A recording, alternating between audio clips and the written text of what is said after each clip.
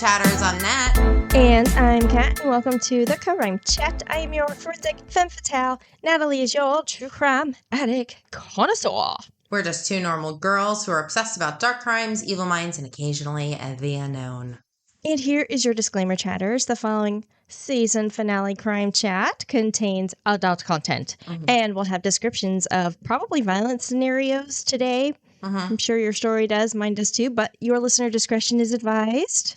You have been warned, and before we get into today's crime chat, Kat, what have you been up to? We're in our season finale of season 4. Now, last season finale. Oh, wait a minute. Yes, you were At here. your house. Yeah. You were here. That's right. Yes. That's right. We were bartenders. We did two stories. Yes, we were mixologists.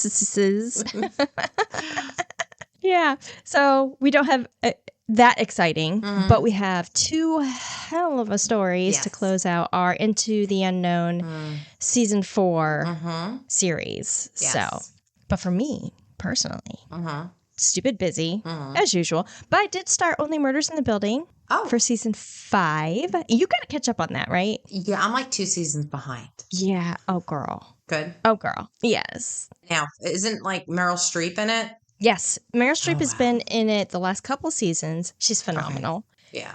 Paul Rudd was in one season. Did you see that season with Paul Rudd? Okay. He was in one. I'm trying to think who's in this one. Tia Leone. Tia Leone. Is that the one that was from Wayne's World? The beautiful woman from Wayne's World? Ooh. Great question. I think it was. She was like this rock star singer. She's gorgeous. Yeah. Oh, my gosh. Yes. So she plays a mob wife.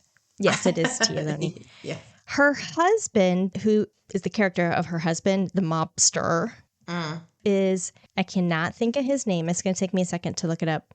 He was the one that was on The Watchers Netflix TV show. Bobby Cannavale. You would recognize him if you saw him. Okay. He's been in so many different things. Plays a great mobster. And we've only gotten 2 episodes in because my husband likes to fall asleep watching TV after, comes home, goes to relax and relaxes a little bit too much. So I haven't watched any more without him. Did you watch Wednesday? Did you finish Wednesday? Finished Wednesday, yes. What'd you think? Thing? Uh-huh. I thought that was amazing to find out where Thing came from. The last name turned around, Knight, switched into Thing. Remember the last name of the guy? Chat. Yeah, when the minute he attached the hand thing to his arm, then the screen pops in with the letters of his last name that transformed into to Thing, spelled Thing in another way. I missed that. It's so cool. I don't know how, but I missed that. Yeah. Wow. And they're already setting up to record season 3. So I have a theory. Oh, yes. Because I did not realize something. We know who the aunt is. Yeah. Because if you watch the old Addams Family, she's part of the cast. And let's just say that it wasn't an additional cast member. Morticia, in the old version of the Addams Family, the original, they put a blonde wig on her for Aunt Ophelia.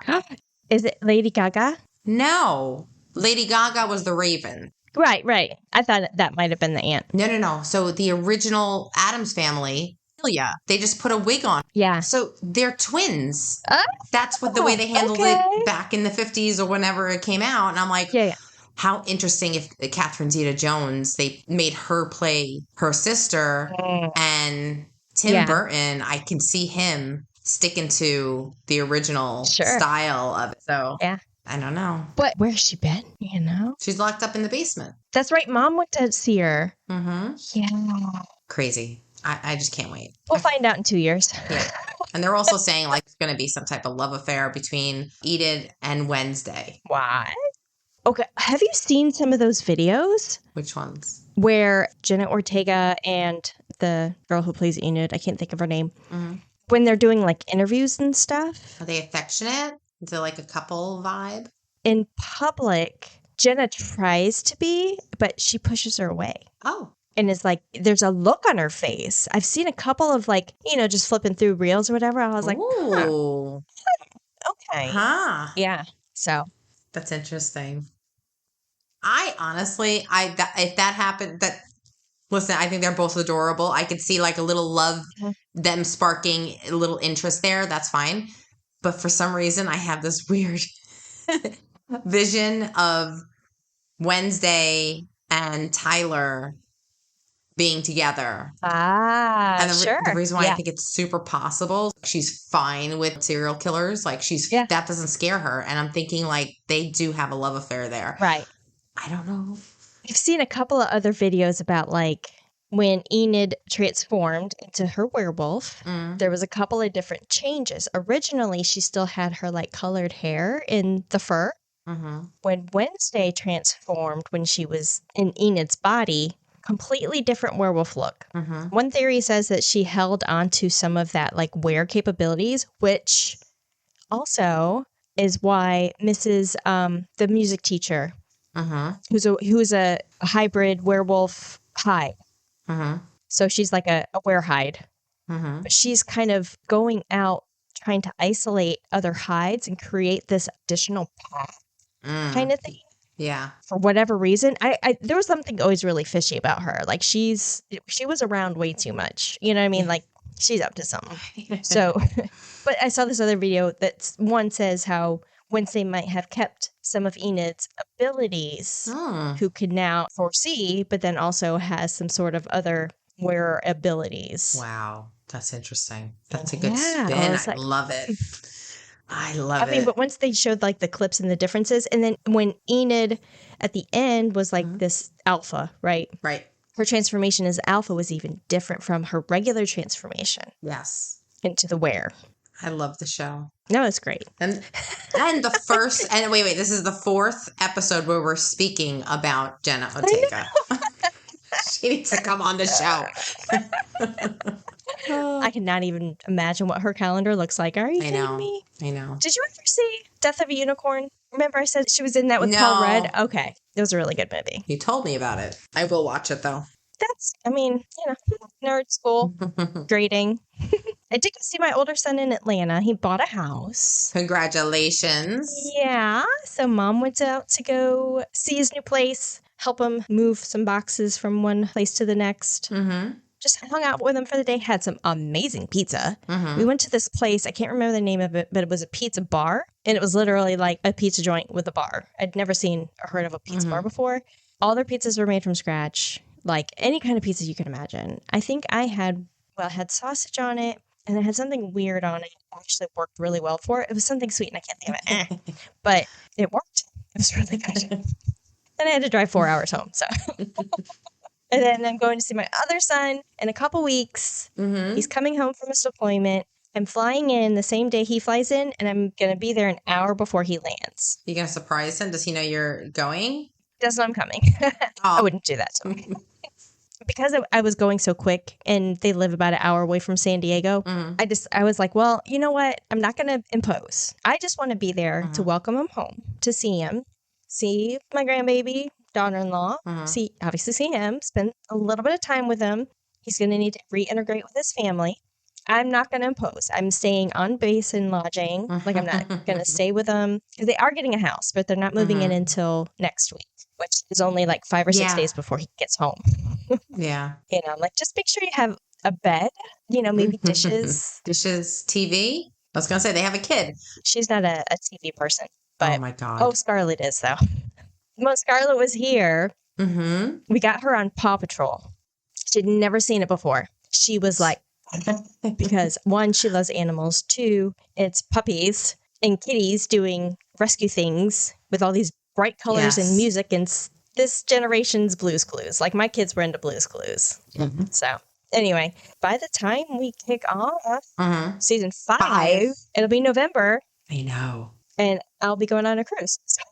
Good. You deserve it. You deserve a nice vacation. You really do. I can't wait until end of October, 1st of November. Right. I will be done teaching the class that I'm teaching. I will be not taking another class. So I don't start up again until the new year. So I've got like November and December. What am I going to do with myself? You're going to not do anything. That's what you're going to do. You're going to go, if you want to go to the gym, go in the pool. Well, it's going to be too cold to go in the pool, right? Yeah. You belong to the YMCA, don't you? Just go to the YMCA. Yes. I do need to get my tail back over to Y. There. You just said you belong to the YMCA. They go over there. The Y. Or go to a spa. Get in the sauna. Yeah. My goal for this downtime is to get my writer's platform started. Create my author page, like a web page, socials, that kind of thing, and just get what's called a writer's platform started. Okay. Yeah, and then finish a good chunk of my novel. Yes. So that's my plan. I will be doing something. You can't just do nothing, can you? I can't. No, I can't. I wouldn't know what to do with myself. I stress myself out when I don't have anything to do.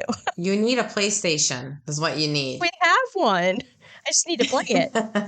All right. I got to send you a video game. Well, not a PlayStation. It's an Xbox. Sorry. Oh, sorry. Yeah. It's an Xbox. You need PlayStation. You might have a PlayStation too. I don't know. Yeah. So, okay, real quick story. When we got married, he played video games, whatever. Had an Xbox, he had a PlayStation. I don't know what he had. We would buy remotes like every other week. Oh, God, was he throwing them? He would get so mad that he would break the remotes. Then the wireless ones, they're like $100 a pop. Easy. Oh my gosh. Oh, so he's like, well, he said something not that long ago. He's like, at least I don't throw remotes anymore. Anyway, that's about all my shenanigans. What about you? So, Kat, I don't know if you've seen on Netflix, but October 3rd, they're releasing Monster, the Ed Gein story. Yes. Hello. I've seen teasers. Oh my God. You have a cat? No. I wish I could turn my camera around and show you. Can you? It's a neighborhood cat. Show me. I'm going to try not to spook him because he's super spooked. Cat sees a cat, everybody. Oh my God, how cute. Can you see him? Yes. He just decided to lay down right in front of me. He's never done that before. Usually he just walks by. Is it a neighbor's cat? It's a neighborhood cat. It's a hood cat. It's a hood cat? Oh my God. It's a hood cat. That cat is living its best life right now. Right? So cute. Cat's got a cat. Oh, he's up and he's moving. This is boring. I'm leaving. Our neighbor's cat is black and white. Right. Will come up to you, sweet as can be. This cat's pretty new. I think that she, I don't know what it is, was part of a home that they don't live here anymore. Oh, he needs a home. What? Biscuit would eat him. Are you sure? Uh-huh. Okay. Yep. 100%. But maybe he could be your outdoor kitty. Like feed him at the front door so he knows in the morning and then, I might do that because like Biscuit, no, he would. I would adopt him. Could send him to me. She's a little chunky, so she's getting food somehow. Oh, okay. So maybe. Anyway, well, totally digress. So Monster. Yes. That's going to be good. And I forgot to tell you, 2 weeks ago I was in Orlando and I met somebody. Who'd you meet? I met one of the board members. I can't say their name. Oh, dear. But I met one of the board members to Crime Stoppers. Way. Yeah. And it was so funny how we met because they were there for the same reason I was there, but like as a donor. Right. Right? As a community member, Well, first of all, they were introduced as, so-and-so, whatever. Yeah. With Crime Stoppers.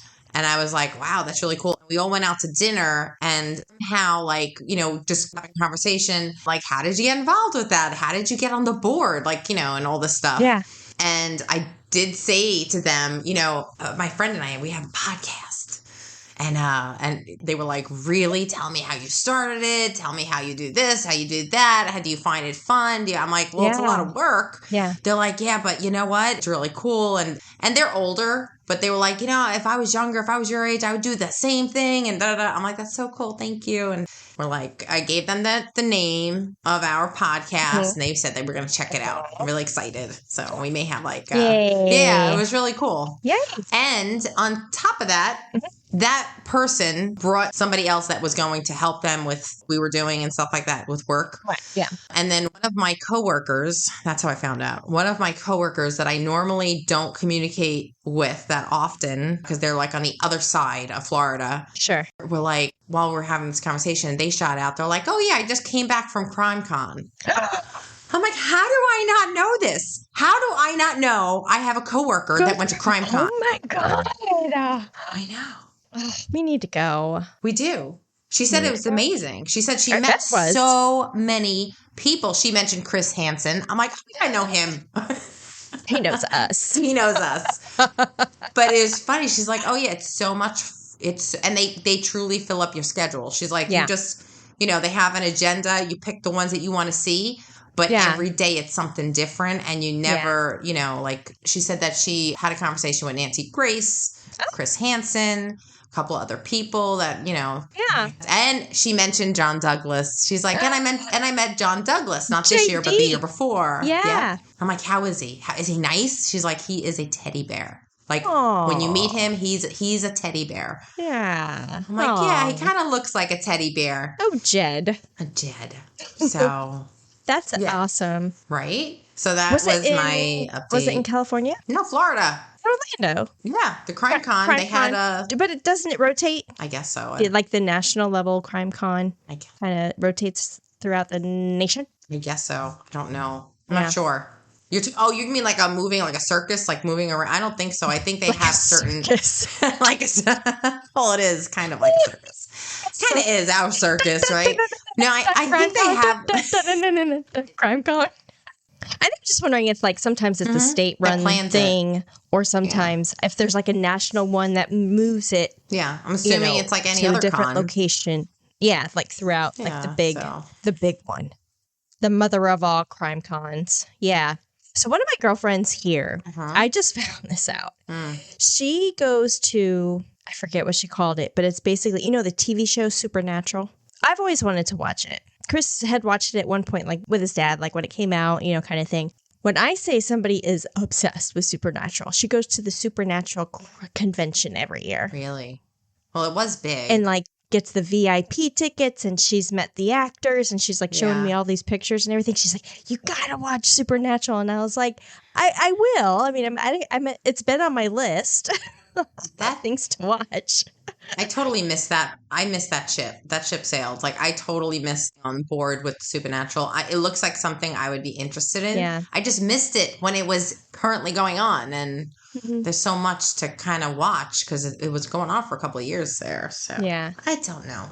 Oh, they think they've got like 12 seasons or something like that. Like something. Oh, speaking of things going on for so long, like there's a new season of Daryl Dixon out, a new season of Dead City that's out. I still haven't watched Mayfair Witches, their new season. I'm so behind on all the things. November. Yeah. I know what we're going to be doing October 3rd. Going to be watching Ed Gein. Yes. Oh, that's going to be... Oh, and what's his name? Charlie, Hurst, what's his name? He was in Sons of Anarchy that plays Ed Gein. Hannanen. Yeah. Ed Gein wished he looked like him, but okay. Hunnam. Yeah. Oh, Evan Peters is in it. Oh, never mind. Evan Peters played Jeffrey Dahmer in the previous Monster. Never mind. Did you ever watch the Menendez one? Yes. Did you? Was that good? Yeah. Oh, yeah. Lizzie Borden is the next monster from Netflix. Ooh, cool. Lizzie Borden took an axe, gave her father 40 whacks. So. All right. Well, that's all I did. So, okay. So we're just going to jump right in because we both have stories to tell today, right? Do. It is our season finale, our series chatters, if you don't know, is where we both do a story. You get the full story, both of them, for our premieres and our finales, but they are bonus episodes throughout our season. So if you want to listen to those based on our theme, and I think we have a theme already for season 5, I think. But you gotta subscribe to our Patreon to get all those goods. Yes. But yeah, go ahead and jump in. Okay. Let's get the spooky going. Okay, so my story today, Kat, is about the murder of Pearl Bryan and the haunting that followed. Now, tonight, we're going to travel back to the year 1896. A young woman from a small Indiana town leaves home to visit some friends. Instead, she walks into one of the most brutal crimes of the century. One that still is told in Kentucky ghost stories today. Oh, in Kentucky. I got some kin in Kentucky. Kentucky. Yeah. I would love to go to Kentucky. I've never been there. You've never been to Kentucky? No. I really need to go. I'm sure it is. It's beautiful. They got whiskey. Yeah. I'm sure it's great. Tennessee has whiskey, baby. But Kentucky's the only state that's allowed to make bourbon. That's what I'm talking about. It's all the same to me. It's an alcohol I do not drink. It's way too strong for me. But yeah. There was Scotch whiskey that was my favorite. And I'm not a hard liquor person, but I could sip on this with a bourbon ball and just sip on it. And it was the Johnny Walker White Walker Scotch bourbon. Yeah. But because it was the limited series, you can't find it anywhere. Last year when we went on our cruise and I don't remember what country we were in, and we went to a liquor store, found one, bought it. It's gone. And like that, it disappeared. Yes. So Kentucky. So this is the case. The woman without a head. I wonder what happened to the head. Well, we're going to get into it. Pearl Bryan was born on April 11th, 1874 in Greencastle, Indiana. She was the daughter of Alexander Bryan and Susan Bryan, a successful farming family. Pearl was the youngest of 12 children. That's when, they just popped them out. Yeah, and I guess at that point, like, that's the best position to be in, the youngest. Of 12? Oh, sure. No one's going to care what you do at that point. Like, just don't kill yourself. Yeah. But she was raised in comfort with a family with strong Christian values, and by all accounts, she was bright, social, and well-liked. Yeah. By her early 20s, Pearl was known in her community as a Sunday school teacher with a gentle and cheerful personality. She had made many friends, but none of those friends knew her secret. Oh, don't they always have secrets? All the good girls do. Yeah. All the good girls do. Yeah. She had fallen in love with a man named Scott Jackson. Who was Scott Jackson? Well, Jackson was born 1869 in Ohio. By 1896, he was a 26-year-old dental student in Ohio College of Dental Surgery in Cincinnati. He was smart, but he was arrogant. Aren't they all? Now, he liked gambling, chasing women, and spending time with shady-ass people. I mean, what else is there to do when you're in college going to dental school? I know. And let me tell you something. Listen, with all respect, I have a brother who is a dentist. And he will even tell you, like, yeah, they're built different. It's like a chef. You know how chefs, they're built different? Yeah. Like their brain? Yeah. They operate differently. But they're all cut from the same cloth. They all kind of operate within the same wheelhouse, even if they've never met each other. It doesn't matter if you're like a chef from America or you're a chef from Timbuktu. It doesn't matter. Yeah. Your brain kind of all operates the same way. Like they're very needed perfect, needed this, needed that. It's just like, it's an art. Yeah. Dentistry has the same way of thinking. And like the electric chair was invented by a dentist. So, So he shared a room with Alfonso Walling. He was born in 1873. Walling, just 23 years old, was also studying dentistry, and he was known to be a follower, and he followed Jackson around everywhere. Okay. And together, the two were reckless. They dabbled in drugs. They had an interest for the occult. And around campus, they were known as trouble. They were just trouble. Stay away from them. So Pearl and Scott crossed paths in Greencastle. Jackson had ties to the town through his friends and family. And when it came back to Cincinnati during his school breaks, he moved kind of like the same circles as the Bryan. Okay. And that's where they met. Sure. Now, for Pearl, Scott was exciting, older, educated, and worldly compared to the farm boys she knew. Sure. By the summer of 1895, their secret romance had begun. He wrote her letters promising her a better life and flattering her with words that she wanted to believe. Pearl was thrilled and flattered. And she kept it hidden from her family because she knew they would not accept him because they didn't know him. And I guess they wanted her to stay in the family business, or maybe she knew the minute she introduced them to him that they would have picked up on his personality issues. Like that he was an asshole. Yeah. Yeah. Now, by late 1895, Pearl discovered that she was pregnant. In the 19th century, this wasn't just a personal problem. This was a social one. Yes. She was afraid that neighbors would gossip or that the church might cast her out and that her family's reputation would collapse. Pearl hoped Jackson would marry her, but when she told him, his response was chilling. Instead of marriage, he promised, "I'll take care of it." So at this time, abortion was illegal and extremely dangerous. The methods were crude, sharp tools, dirty brooms, or poisons disguised as like medicine. Jackson's plan was to use cocaine forcing Pearl to take enough, causing her to miscarriage. He told her it would work.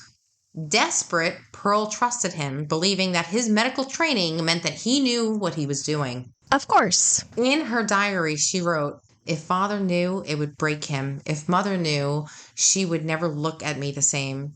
Scott said it will be all right. He says he has a way, and I want to believe him. I must." Poor girl. I feel so bad for her. She was desperate because she was afraid of what people may think. You know what I'm picturing right now? What? You've watched Yellow Jackets. Not the recent.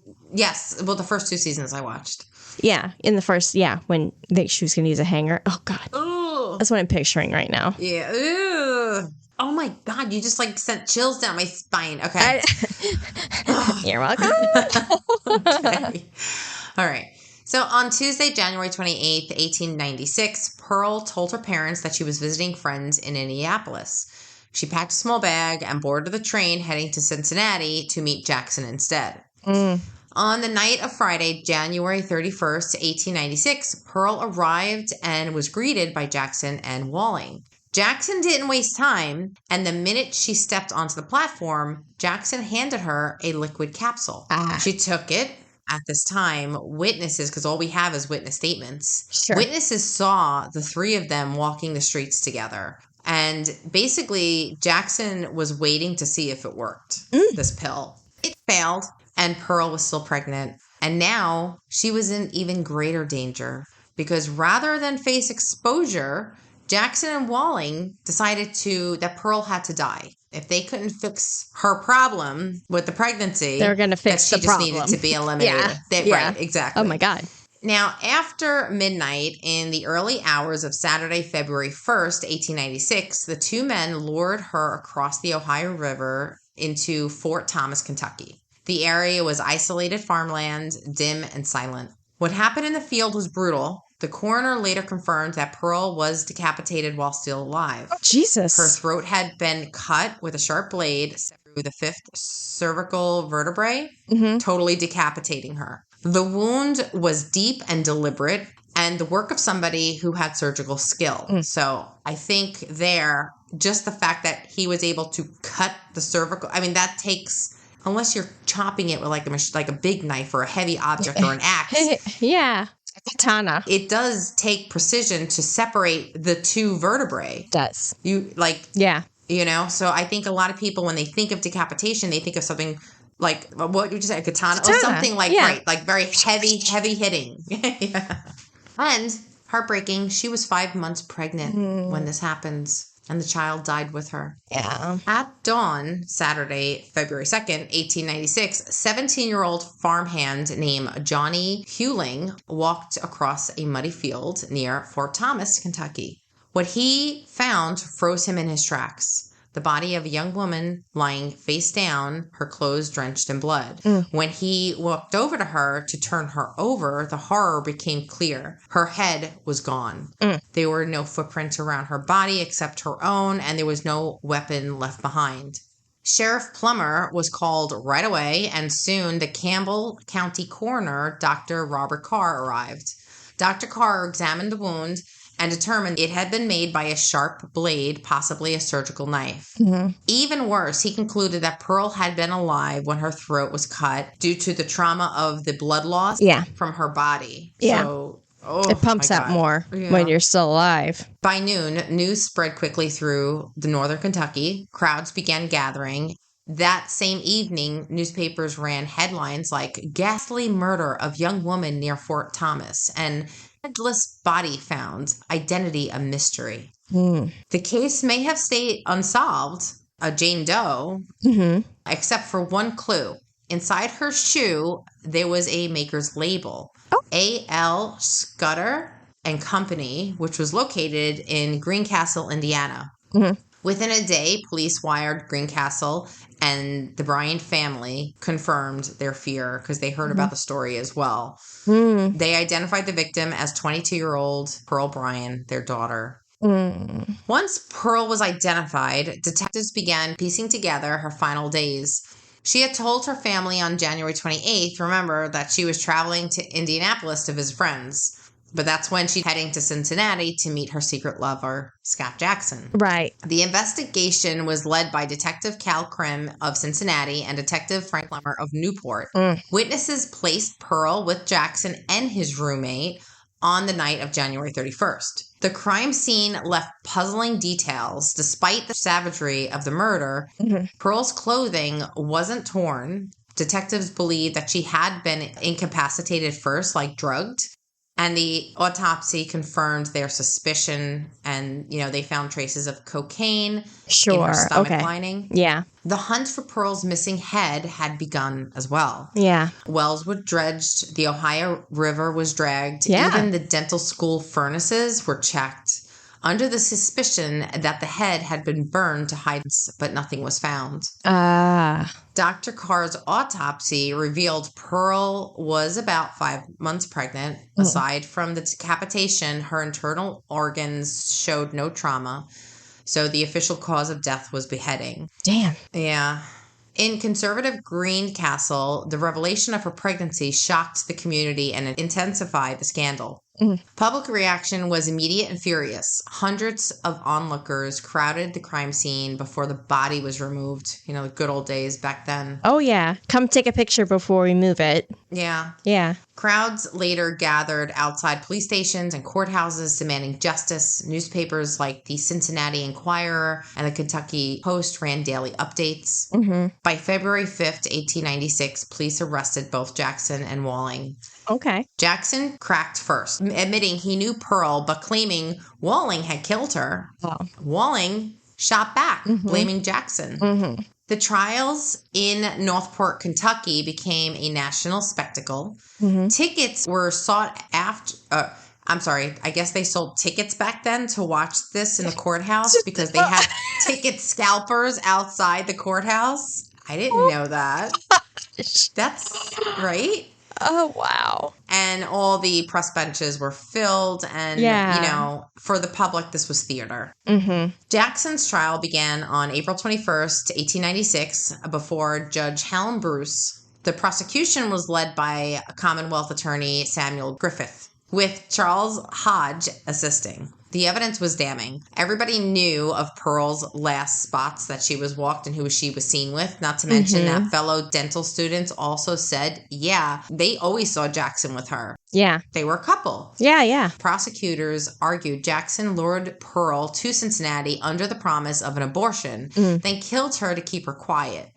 Their opening statement painted him as cold and manipulative. The defense, led by William Cadwell, tried to shift the blame to Walling, describing Jackson as a foolish young man, and he was just caught with bad company. On May 14th, after 5 hours of deliberation, the jury returned their verdict. Guilty, first-degree murder. The courtroom erupted with cheer. Judge Bruce sentenced Jackson to death by hanging, with the execution scheduled for March 20th. The gallery applauded when the sentence was read. Now, Alfonso's trial, Walling's trial began on May 26th. And once again, Judge Bruce was there. The prosecution reused much of what was already used in Jackson's trial. Yeah. But they added one other testimony from witnesses saying that Walling actually threatened Pearl directly, boasting that he would cut her head off. Oh. Now, I have a theory here that these two men were in a relationship. Sure. Okay. And and maybe, I think, there was a secret love affair with a woman and got her pregnant. But I think these two men were hiding something, their own affair. And I think her being pregnant really pissed off Walling to a point to commit murder. I totally believe that. That's the way I feel. I did a quick search on newspapers.com. Okay. And Sunday, May 10th, 1896, in the Chicago Chronicle. You know how small that type text is, right? Okay. 2 full fucking pages on the trial. Oh, wow. Okay. Yeah.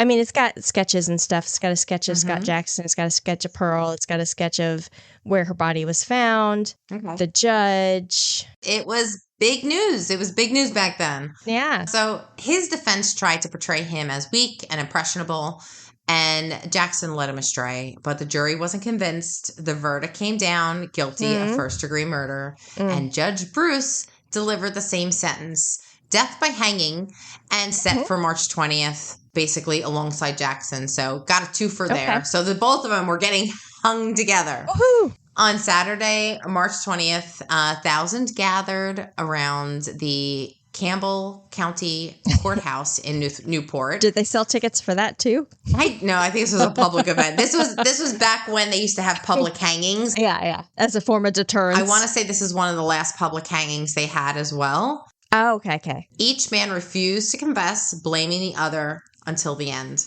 The heavy trap door underneath them, kind of got stuck beneath their feet. So when the lever was pulled, the drop was too short. Because the one thing about the gallows is that trap door needs to slam open to get the crack. To break the neck. Snap of the neck. Well, that didn't happen. And people had to watch them literally get strangled for a couple of minutes. And the crowd roared. They were fine with it. I was going to say, I could see that. The Cincinnati Enquirer summed it up with one chilling line. A fitted end to two monsters. The murder should have ended at the gallows, but the story did not. Decades later, Pearl's name became tangled with the ghostly lore of Bobby Mackey's Music World, a honky-tonk in Wilder, Kentucky, which is there are YouTube videos on this guy and this place. I want to say it sounds familiar. I've heard of it. I'm going to get to why you heard of it in a minute. Now, this is just a short drive to where her body was found. Paranormal shows, books, ghost tours began claiming to hear her spirit and that it, lingers. And the tale is irresistible. A headless woman wandering around searching for what was taken from her. Some whispers that her cries echo through the nightclub basement. Yes. And I have heard this. Yes. Okay. And also that the nightclub basement has the portal to hell. Yes. Now, portal to hell is beneath the stairway. And you know this because Ryan made contact with the ghost in BuzzFeed. Oh, it was BuzzFeed. So it was early. This is years ago. Okay. Yeah. Yes, I do remember that. Yeah. So Ryan sat right next to the mouth of the portal of hell. And he has it on video of something talking back to him. And then during that time when he was down there, I think Shane was upstairs and the glasses started to fly off of the bar. Oh, yeah. Everything is on video. Yeah. So the place is haunted. Is it Pearl? I don't know. It's a portal to hell. Haunted. Yeah. I'd have to go back and watch it, but did they talk about Pearl in that episode? Leading up to why it would be haunted? I would have to go. Okay. I would have to go back and watch it. Homework. Got it. So historians, however, point out a problem that the nightclub didn't even exist in 1896. And there's no evidence Pearl was ever tied to the property. But folklore doesn't care about evidence. It cares about feelings. And when a young woman is decapitated and denied justice, maybe it's easier to believe she still speaks because silence is just too cruel. Pearl Bryan lost her life and the child that she was carrying. Her killers swung blows, but even then her story wasn't finished. Pearl was buried without one thing. Her head. Despite searches, it has never been found. It is a missing piece of her that keeps the legend alive because we don't know where it is. And there was no evidence in the kilns or furnaces at the college? They did not find it. God only knows. I mean, I'm sure they may have thrown it and animals got to it, but they could not. It's still missing. The bones are somewhere. Bones, unless they're dipped in acid, which is a possibility. Bones, they just don't go away. I think Walling and Jackson, I think they had a relationship. I think that Jackson back in the, 1896 maybe wasn't accepted. And I think Jackson was kind of saying, all right, well, I'm going to not date, but kind of use Pearl in a way. Yeah. As a beard. They call him a beard. And she got pregnant. Yeah, I think his lover was bitter. The fact that maybe he didn't know or maybe he felt betrayed or something and they took their anger out on her. They wanted it. I don't know. I just feel like there's more there between the two men. Yeah. I can see that. Why so much loyalty? Right. And why was Walling so aggressive towards her? And he said it. People heard him say, I'll cut your head off. Yeah. Why? What was he protecting? What was he asking her to? He didn't want her around. Right. Poor Pearl. Rest in peace. Oh, God. Her head is somewhere. Rest in pieces? No, rest in pieces. Oh, my gosh. Oh, right.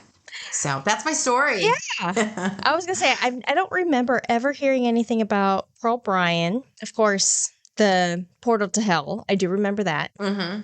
But I don't know. I don't remember. I'd have to go back and look at that episode. I'm wondering what the link is between Pearl and the Bobby Mackeys. Wonder if they think like her head is buried there. I mean, it's possible. Yeah, anything's possible. And even if the club wasn't there, I mean, the property, right? We know about those things. Poltergeist. Mm-hmm. The movie. Mm-hmm. But it's so funny that you mention Ryan and Shane. Yeah. Why? We're going to follow them on an investigation today of the Whaley house. Yay. Okay. And you had no idea. I had no idea. I had no idea. Well, how would you like to pack your bags, hop on a plane to San Diego, and partner up with some of the most renowned paranormal investigators as they visit the most haunted house in America? You know this. Okay. It just clicked to me what story you're doing. It just clicked to me, and I can't wait. I can't wait. Okay. Well, that's what we're going to do today, at least notionally, for this last Into the Unknown story. Now, with that being said, I mentioned I am going to San Diego in a couple of weeks. Maybe I'll stop by. You should. Maybe. I don't know that all the time, honestly. I'll be there less than 48 hours. Seriously. Oh. But maybe a drive-by. Anyway, so the Whaley House is a 2-story Greek Revival style residence, now a museum, in Old Town, San Diego, California. It is the oldest brick structure in Southern California. Greek Revival architecture, I didn't know this, but it's a style that began in the middle of the 19th century following Greece's independence in 1821 that revived many aspects of the forms and styles of ancient Greek architecture. So I was like, okay, cool. Yeah. But when I look at a picture of the house, I'm like, I don't see it, but cool. You know? It has pillars in the front, right? Yeah. It was built from 1856 to 1857 as a luxurious mansion, although in today's standards, it probably would not be considered a mansion. It's about 3,600 square foot. I mean, it's a big house. That's a big house. I wouldn't say a mansion. No. The house was made with heavy brick walls and is actually the first brick house in San Diego. It had high ceilings and walls finished with plaster made from seashells. And it was home to, you guessed it, the Whaley family. Patriarch Thomas Whaley, a civic-minded Eastern merchant, originally designed and built the home for about $10,000. Now, time money converter is about $380,000. Wow, that's a for deal. That size of a house, like today, that's nothing. Yeah. Whaley was so proud of this house, though, and he proclaimed once, quote, "My new house, when completed, will be the handsomest, most comfortable, and convenient place in town or within 150 miles from here." Aww, end quote. Love it. Isn't that sweet? Yeah. His wife, Anna, filled the house with mahogany and rosewood furniture and other rich decorations, and it quickly became San Diego's gathering place as a very vital part of Southern California community. It served as a granary, which I had to look up. I was like, what is a granary? It's a warehouse. It was a bilingual general store, a polling place, San Diego's second county courthouse, a school, and the town's first commercial theater. Sometimes these things happened all at once in one house. Wow. It's crazy. And it's been said that the house, quote, witnessed more history than any other building in the city, end quote. So why is it considered to be the most haunted house in America? Well, the primary purpose of the home originally was to be a residence for Thomas Whaley and his family, but tragedy would soon follow. Thomas was born October 5th, 1823 in New York City. He was child number 7 of 10. He took over his father's business and then went to California in the middle of the gold rush. So he's trying to make some money. He stopped first in San Francisco and then ended up in San Diego. He eventually partnered with a man named Francis Hinton and opened up a general store called Tienda General. It was so successful that in that first year, it profited $18,000, which, time money converter, $757,000 today. Wow, in profit. Yeah, in profit. So 2 years later, after being in San Diego, he returned to New York and he married his wife, Anna Eloise Delaunay, on August 14th, 1853, where the couple then moved to San Diego after a few months of being married. Within a few years, Thomas planned and built his home, the Whaley House, where he and Anna moved in on August 22nd, 1857. Now, by this time they moved into the house, they had 2 children. The oldest, Francis Hinton, born 1854, who was named after his business partner, who he ran that general store, the Tienda General, and Thomas Whaley Jr., born in 1856. They had 4 more children along the way: Anna Amelia, 1858, George Hay Ringgold, 1860, Violet Eloise, 1862, and Corinne Lillian, 1864. So they had 6 kids in 10 years. But tragedy struck. Not only did they lose part of their store, because their home was, the front part was like a general store, they had lost part of their store and home to a devastating fire. But Thomas Jr., only 18 months old at the time, died from scarlet fever inside the house on January 29th, 1858. So after this, Thomas, Anna, and Francis, their only child at the time, the oldest, moved to San Francisco. Thomas's investments in stock helped him kind of collect some money to restore the Old Town home in San Diego. So Thomas, Anna, and now 5 children, because Thomas Jr. had passed away, they moved back into the Whaley House on December 12th, 1868. But tragedy would strike once again. Daughters Violet Eloise, who was 20, and Anna Amelia, who was 24, they were both married inside the home on the same day, January 5th, 1882. Violet was wed to a George Bertolacci. And Anna was married to their first cousin, John Whaley. Oh, boy. Yeah. Now, unfortunately for Violet, she unknowingly married a con man who only wed with the hopes that he would inherit some of the Whaley fortunes. After their nuptials, George learned that Mr. and Mrs. Whaley, Thomas and Anna, had no intentions of leaving him any of their money. Now, with this, I have 2 stories that kind of happened from here that I wasn't able to really nail down which story was which, so I'm just going to throw them both out there. The first story I saw that George snuck out in the middle of the night after hearing that he wouldn't get any money on the night of their wedding from the Whaley House and abandoned Violet. The other story was that it was an unbearable marriage that ended in divorce in 1884. Okay. So either way, Violet was abandoned. She was grief-stricken. She was humiliated. And she actually suffered from depression for up to possibly 2 years until she could no longer bear the sorrow. At age 22, she took her own life. She shot herself in the chest with her father's .32 caliber pistol on August 18th or 19th, I've seen both days, 1885. Her suicide note read, quote, "Mad from life's history, swift to death's mystery, glad to be hurled anywhere, anywhere out of this world." End quote. That's horrible. Yeah. So at the time of her sister's death, of Violet's death, Corinne Lillian is the youngest Whaley. She goes by Lillian. She was engaged, but her fiance also broke off the engagement due to the scandal that the suicide caused in the town of San Diego, Old Town San Diego at the time. So after these tragic events, Thomas Whaley built a single-story frame house for his family in Newtown, San Diego, which is actually now downtown San Diego. They left the Old Town Whaley House vacant for 2 decades. Thomas Whaley died in his Newtown residence on December 14th, 1890, at the age of 67. The Whaley House remained vacant and fell into despair until late 1909 when Francis Whaley, the eldest, returned to restore the home. Francis used the family's home as a residence and then a tourist attraction where he posted signs outside promoting its historical authenticity, being, the first brick house in San Diego, of its style, that kind of thing. And he entertained visitors playing a guitar. Welcome to the Whaley House, the Whaley House, the Whaley House. I don't know. I'm just throwing that out there. So that was in 1909. In 1912, by this time, Thomas had passed away. So Anna, Lillian, Francis, and George, they were all living at the Old Town home, the Whaley House.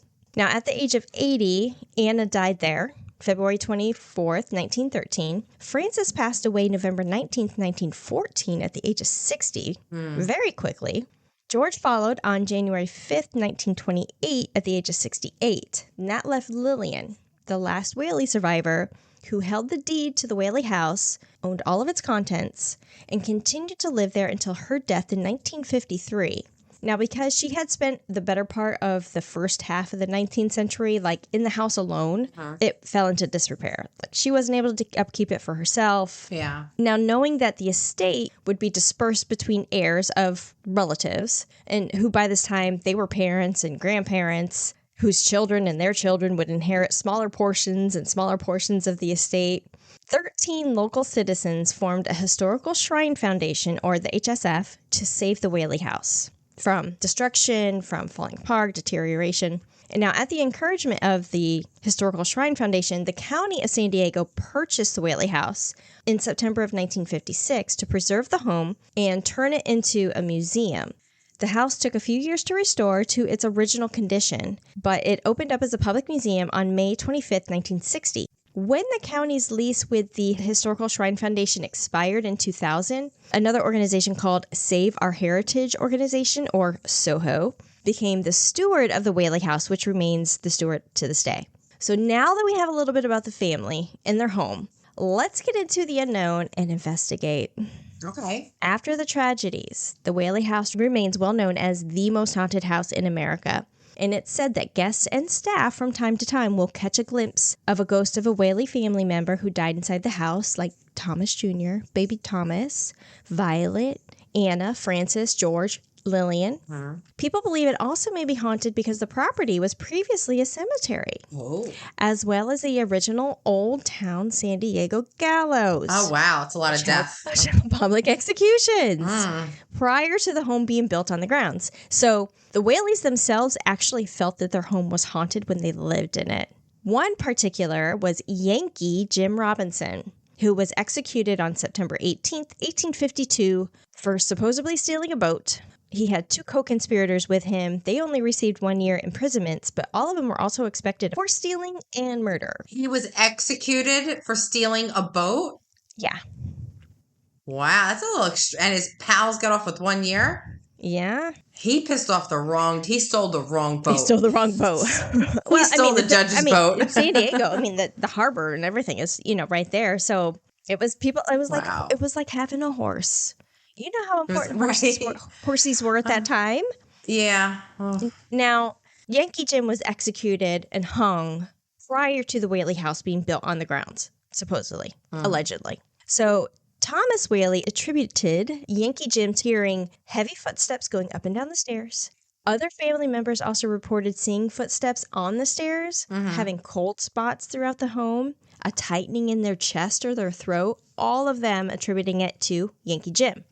Now, when you walk in, the first floor is a parlor. There's like a front parlor and a back parlor. And that is thought to be the most active room in the home. It's said to be where Thomas and Anna both may be spotted.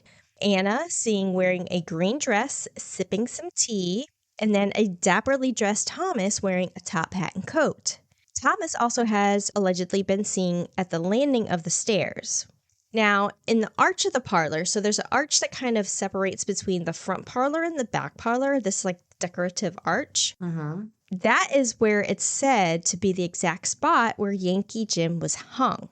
Oh. So this is where our beloved Ryan Bergara, then from BuzzFeed Unsolved, heard a whisper-like breath behind him while he was in the house alone, standing under the arch. Oh, God. So now, part of Watcher Entertainment and Ghost Files, Shane Madej and Ryan returned to the Whaley house in their first season. So it was, I want to say it was episode 5 of season 1 of Ghost Files. They returned there and they recorded it October of 2022. This time, they were armed with ghost capturing tools, technology, like the REM pod. Right. Now, when they went there the first time when they were with BuzzFeed, they were very, and they'll admit it now, like they had nothing. They had no tools, no knowledge. When they went to the Sally house the first time, They had another paranormal investigator meet them who showed them the mag light trick, and we'll kind of get into that, like showed them some of the tools and everything like that. But it's kind of cool to see how they've evolved. So, okay, the REM pod. According to the Bagheera Man, the REM pod creates its own circular electromagnetic field and will alarm anything that penetrates that field. The more colors on the alarm, the more significant the intrusion. The REM pod also detects temperature fluctuations. So in addition to the REM pod mechanisms with electromagnetic fields, a regular old compass, if you didn't know, can be used to detect irregularities with electromagnetic fields, which is said that spirits are able to manipulate. So while in the parlor, they set the REM pod in that same archway in the middle between the front and the back parlor.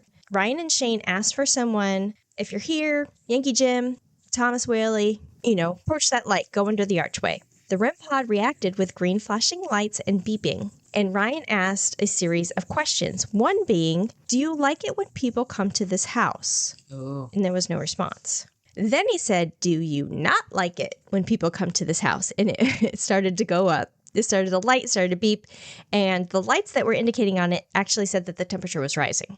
So as Shane and Ryan announced that they were leaving the parlor to go investigate another part of the house, the REM pod went crazy. It was like, don't leave, don't go. It went off.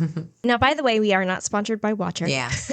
Or BuzzFeed. We are just super fans. Yes. I actually did subscribe to their Watcher Entertainment app. I don't know if I had told you that. You get things that, one, you get like ghost files and mystery files and all that stuff. You get it a month early. But then also you get the extra stuff, like the unedited stuff, like chatters can do when you subscribe to our Patreon. Yes. Just saying. Yeah. So the REM pod, okay. It was placed then in the middle of the stairwell. And that's where it said that Yankee Jim may traverse. That's where Thomas Whaley said he heard the footsteps that he attributed to Yankee Jim. And that's where an apparition of Thomas Whaley is supposedly seen himself. Now, it was beeping and flashing and giving indications of the temperature going up. And as Ryan was standing at the top of the staircase at the landing, Shane at the bottom, they were calling on the different Whaley family members. There was a huge, thump that was very obvious that was captured on the recording. If you can imagine being underneath a hollowed-out staircase and you thump like you hit it, that's what it sounded like. And then there was creaking. Like a creaking of a rocking chair. And it was also evident. Like rhythmic, right? All right. Yeah. All right. Yes. Definitely supernatural. Yeah. Yeah. So it was obvious that there was no falsifying this. It was things that they actually heard. You can see their natural reactions. And I also do know that when they do their ghost files, I'd say even when they did BuzzFeed, very minimal crew inside. And then they go in and do solo investigations, which is just them by themselves. And I'll kind of get to that a little bit. But there was a thump. There was some creaking. They went upstairs to investigate, and there was a fucking rocking chair with a creepy-ass doll in it. Oh, my God. No, there What's the Flashback odds? to bonus. Oh, my God. Bonus episode Into the Unknown. Bonus episode 133. Yeah. Creepy-ass dolls. Right? Okay. So the first floor has a courtroom that was used for actual trials and actual sentencing. Okay. And it oversaw actual legal hearings, but I think it was only a very short time frame in the 1800s. It was maybe a couple years. Now, it is said to actually be a portal or a spiritual vortex by paranormal investigators. Portal to what? No idea, but a portal. A woman is sometimes seen in the back corner. And that is the same place where Ryan said on their first time when he was with BuzzFeed that he felt a shiver up his spine and was flushed with queasiness. He all of a sudden got super nauseous and just got this weird chill up his spine. So now back in the courtroom, they use that mag light technique. Now the mag light is a flashlight with a twist mechanism, and it's used by paranormal investigators as a technique called flashlight communication. The light is set at a sweet spot, kind of somewhere between on and off, where it can easily be turned on or off when lightly touched. It's used to respond to questions asked of ghosts, usually answering yes/no questions, and possibly that indicates the spirit's present. As Ryan gave instructions, the light turned off. And now as they were asking potential spirits in the room of this courthouse to turn the mag light back on, their audio recording picked up something that said, "The light." The light. Where I was like, oh my God, the light, touch the light. So Ryan actually started naming off some who's here with us. Is it Anna? Is it is it Lillian? Is it, Victoria? Like some of the female Whaley member names. And then Shane was like, is it Selena? And Bryan's like, there's no Selena in the Whaley family members. But the line turned on. Oh. So is it possible there was a Selena that was in that courtroom that was stuck in the back? Now, as Ryan and Shane were debating famous people's names who were Selena, obviously the singer Selena, then they're like, Selena Gomez. And like, I don't think she's dead. I hope she's not dead. This would be a horrible way to find out. So this is the only time the flashlight went on. Could it be that the ghost misinterpreted their question? Like, no, it's not Selena. Yes. Yeah. Okay. Absolutely. All like, now, turn the flashlight on if this is Anna. Right. Turn the flashlight on if this is, it could have been. Yeah, absolutely. Now, when they were talking about what's famous Selena celebrities, it could have been the audio recorder picked up the sound that said, died. Oh. Died. Like a whisper. Oh my God. Like, I died. Oh. So Shane then asked if anybody who was in the courtroom with them was wrongfully accused or wrongfully executed to turn the light on. It turned on instantaneously. Are you kidding? Yeah, I know. Do you feel like you're there? You feel like you're at the investigation with them? Yeah. Right? Yes. Is this recorded? Like this, I can watch this happen? Yes. Yeah, you can. Okay. So next, they get out the spirit box. They're still in the courtroom. They get out the spirit box and they use what's called the Estes method. Now, a spirit box is a device that scans through various radio frequencies at random, creating white noise that is believed to be a medium for spirits to communicate through. Using the Estes method, what happens is it's a sensory deprivation technique that reduces the subjectivity by having one investigator acting as a conduit or a receiver wearing noise-canceling headphones, while the other investigator is asking questions. So the receiver repeats the words that they can only hear through the noise-canceling headphones, and that is thought to be in response to the other investigator openly asking questions. And this technique's goal is to receive a direct communication from spirits without the receiver being influenced by the questions that's being asked. So basically obtaining objective evidence with a controlled environment for spirit communication. Now, sometimes the words relayed are off the wall. And it's like, mustard. Yeah. But sometimes they're quite fitting. So Shane was the receiver in this incident. He's wearing the headphones, noise-canceling headphones, and he's listening to the spirit box go through its all the frequencies. Ryan was asking questions of the spirits who might have been in the courtroom with them. When Ryan asked about who might be here with them, Shane said murder. That was a word that he heard from the spirit box. It translated to murder. So when Ryan can't hear that. So when the receiver is repeating the words that he hears that's coming through on the spirit box, it's like a form of communication. So Shane said murder. However, some other words he said were big long, nude, purple, tomato. So there's some things that are like, it makes it really funny. But I mean, sometimes it is actually quite fitting. Overnight in the courtroom, nobody is in the house. They leave their audio recorder on. And it picks up a voice. It literally gave me goosebumps. Like, I actually just got goosebumps now because I'm thinking of it. But you could hear a series of whispers, like, and then there was a very clear and forceful whisper that said, leave now. Oh. I was like, oh, is that the portal? I was in the courtroom. Now, another area that is said to be heavily haunted is the second floor, where people have reported hearing a baby giggling or crying, the pitter-patter of toddler footsteps in the nursery, and this is believed to be the spirit of Thomas Jr. Yeah. Now, the nursery is available to view from the hallway with like a half door, like those horse doors, right? So a half door, the top is open, you can look into it, but not for our ghoul boys. Our ghoul boys got in, and they went in and looked around. And when they heard of the sound, what appeared to be a crash noise of some sort, like they're in the room and they heard like this crash sound coming from downstairs, Ryan kind of goes over to the door, calls out, and he's like, hey, we're up here. You know, if you're down there, come up here and join us. He got no response. So then he pulled out what's called the ovulus. It's another tool. The ovulus is a device that's used to facilitate spirit communication by detecting changes in the environment that spirits are claimed to manipulate, such as electromagnetic fields and temperatures, to which these changes are turned into words or phonetic sounds from a pre-programmed database. So it's taking these things, translating it, and putting it into words. Where the science is behind that, I'm not 100% sure, but... Okay, so when Shane asked for one of the spirits to name something in this room, the ovulus said words like dives, rapture, release, but it also said page. There was a book lying right there next to them on the dresser that was opened up to a page and had a wallet-sized picture of a woman that was kind of like a bookmark. But the book was open, there was pictures laying on top of it. Maybe Anna. So Shane and Ryan both asked to describe each of them, like, describe me in one word. If somebody's here, describe me in one word. Nothing for Shane. When Ryan said, describe me in one word, it said drunk, history. So those are actually indicators of 2 other television shows that they have. Too Many Spirits, where they drink spirits and talk about ghost stories. And Puppet History. Is the other show that they do.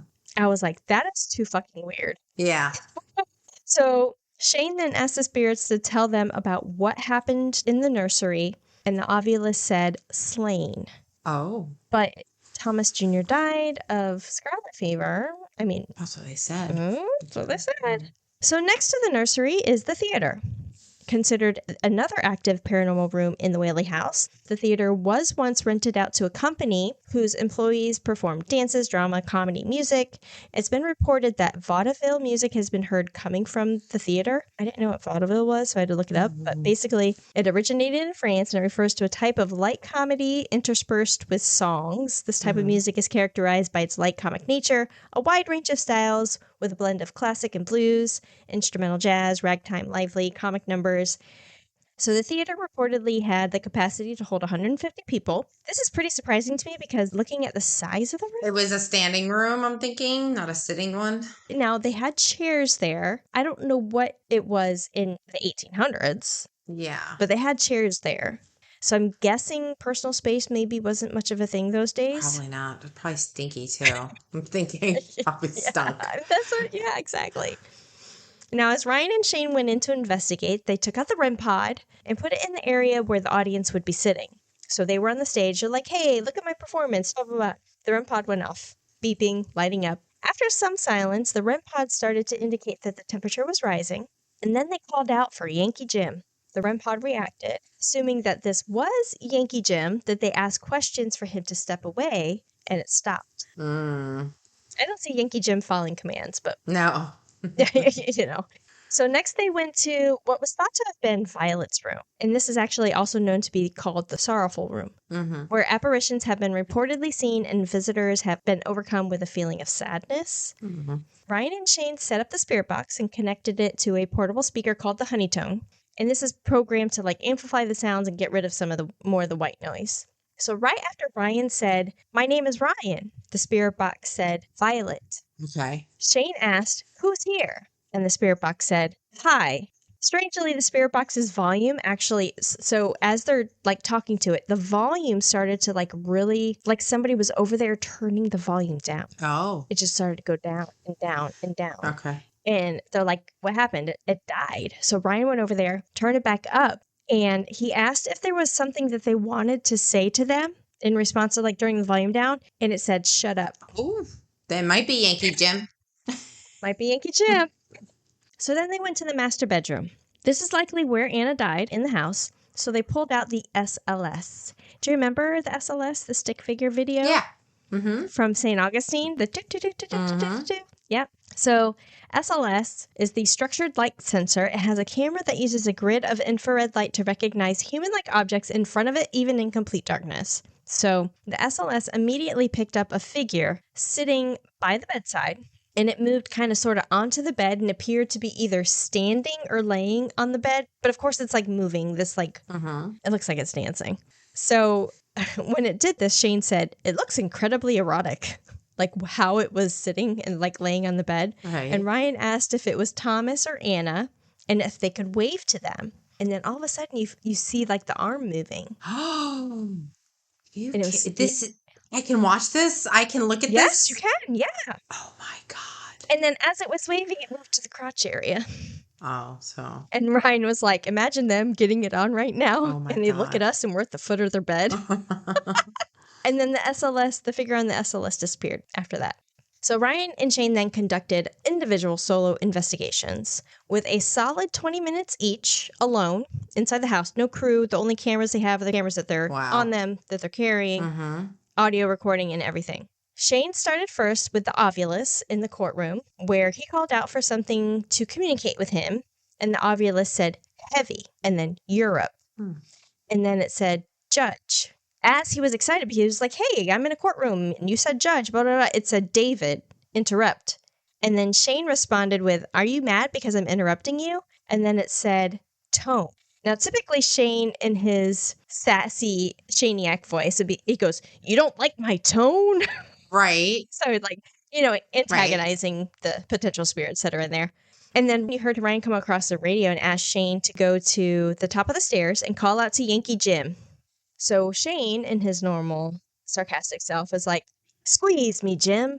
Squeeze me. Oh, boy. Oh, Touch me, Jim. Now, Ryan told Shane to then go find a portrait of Thomas Whaley in the house and tell Thomas that he needed to do better at haunting his house. Then it was Ryan's turn for his solo investigation, and he got in his head right away. And he's like, the whole time he's going, this sucks ass. Why am I here? This sucks ass. So the thing that they do on Ghost Files is Shane goes in first, does his time limit or whatever comes out. But while he's in there, he hides a walkie-talkie. Ryan has to go in and find it in his 20 minutes or whatever time limit doesn't start until he finds the walkie-talkie. So he could be in there for 30 minutes trying to find the fucking walkie-talkie. Oh my God. I didn't know they did that. Yeah. Which makes it, and that's part of the comedy part of it. Like, their interactions are just freaking amazing. So once Ryan did find the walkie-talkie, it was hidden behind the creepy-ass doll, by the way, in Junior's room. He's like, you fucker. So his 20 minutes started after that. He went to the courtroom first using the spirit box, where the first words that came across the frequency was help. Pumping himself up to continue and telling himself, this sucks ass. He's like, you're okay. We can do this. He went to the parlor after that and called out to the Whaley family and Yankee Jim. And from the spirit box, it said in very broken frequencies, you want to be dead. Ryan, of course. Yeah. Was like freaking out. I was being like, what the fuck? He's like, do not make contact with me or I will be forced to kill you. God. I know. But he went up the stairs. He actually heard some rustling sounds and a whisper of a hi when he went up to the top of the stairs. Bryan thought that it was Shane playing a trick on him. And he was like, you fucker, like, why are you whispering? Why are you yelling at me? But Shane's like, dude, it wasn't me. And the film crew actually confirmed it wasn't Shane messing with him. Oh, my God. So there was an actual whisper that you can hear and you can see it. Like, it goes, hi, like, whisper. Oh, my God. Yeah. So then Shane's direction to Ryan was to go to the theater and call out to Violet to talk to her. And he said, go to the back of the theater and ask the ghost to kill him. Oh, boy. But he did it. He was then told to go to Violet's room and stand there in silence with his lights off. Nothing else happened, and Ryan bolted out the door. He's like, see you later, ghosts. Yeah. Not getting this Bugera today. So Shane Madej and Ryan Bugera are by no means the only paranormal investigators to examine the Whaley house for evidence of ghosts, spirits, or unknown entities that are said to roam its halls. Now, the Whaley house has been featured in many historical documentaries, such as a wide variety of paranormal and science fiction shows, including Sci-Fi's channels Fact or Faked, Paranormal Files, and Travel Channel's America's Most Haunted, in which it said the Whaley House was the most supernatural home in the United States. Wow. In 2012, I was surprised by this. The Whaley House is featured on the Biography Channel's The Haunting of Regis Philbin. Remember Regis? Yes, of course. Bless his heart. Yeah. While filming for a local San Diego morning show in 1964, Regis Philbin visited the Whaley House Museum and claimed to have a paranormal encounter with Mrs. Whaley, Anna. He said, quote, a lot of people poo-poo because they can't see it, but there was something going on in that house, end quote. Yeah. Now, currently, the Whaley House is a museum as a California Historical Landmark number 65, currently maintained by the Historic Tours of America, and is one of Southern California's most popular visitor destinations with 100,000 visitors annually. And that's your Whaley House and our notional investigation that we went and hopped on the back with Ryan and Shane. Went through the Whaley House. Yeah, like I was there.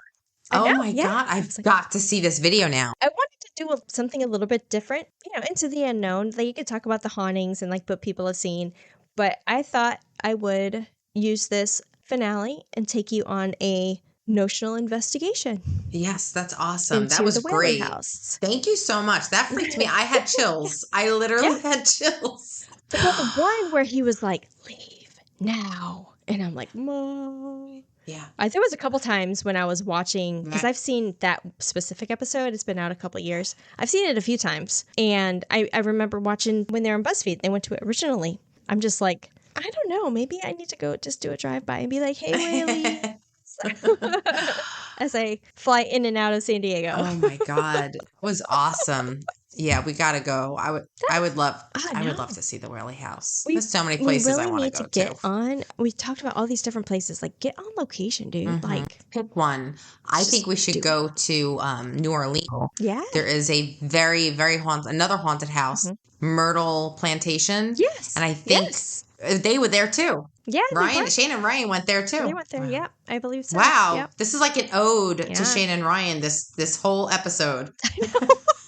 I know. I had no idea you were going to mention that, and you had no idea I was going to do a notional investigation. That with was them. Great. Oh my God! So this completes our finale. This is season 4, baby. Yeah, we have taken you into the unknown all season long. Yep, creepy stories. We want to know, chatters, what's your favorite Into the Unknown? What's your favorite story either we've covered that you would like to know about, and let us know. Mm-hmm. Yes, we want to know. Oh my God. Yeah, you gave me chills. Okay. Well, we wouldn't dream of leaving you hanging. For more chilling details and twists in this case and many others, check out After That Crime Chat, available exclusively on our Patreon. We wouldn't leave you hanging like Yankee Jim. Oh my God. And don't forget to follow us on our socials, CrimeChat with Nat and Kat on Facebook, Instagram, YouTube, TikTok, X, and Rumble. See what we got going on, especially while we are in between seasons. Yes. We're going to be releasing some things. Yes. And, putting some extra stuff out there. So if there's anything that you guys would like to see, hear, do, whatever, let us know. Want more chilling content and behind-the-scenes chaos? Become a VIP chatter. To our Patreon, you'll unlock bonus episodes, bloopers, exclusive sneak peek, and free merch. And yes, we have some criminal goodies in the works for season 5. So support the show, fuel your obsession with the weird and the wicked, and join the Crime Chat chatter crew in style. And that's a wrap, baby. Season 4. That's a wrap. Yes. We are plotting and planning our next adventure in October. Plotting and planning. Yeah. Pee-pee. Planning and plotting. We're pee-pee. Oh, we're pee-peeing. Our next adventure. Yes. During October. Yes. But we'll be back in November for season 5. You don't want to miss it. You don't want to miss the extras we will be releasing in the meantime. So I know we've got a lot and the of stuff. PPs. And the PPs. You don't want to miss the PPs. We're going to be releasing in the meantime. Yes. All right, we'll see you soon, chatters. Bye. Bye.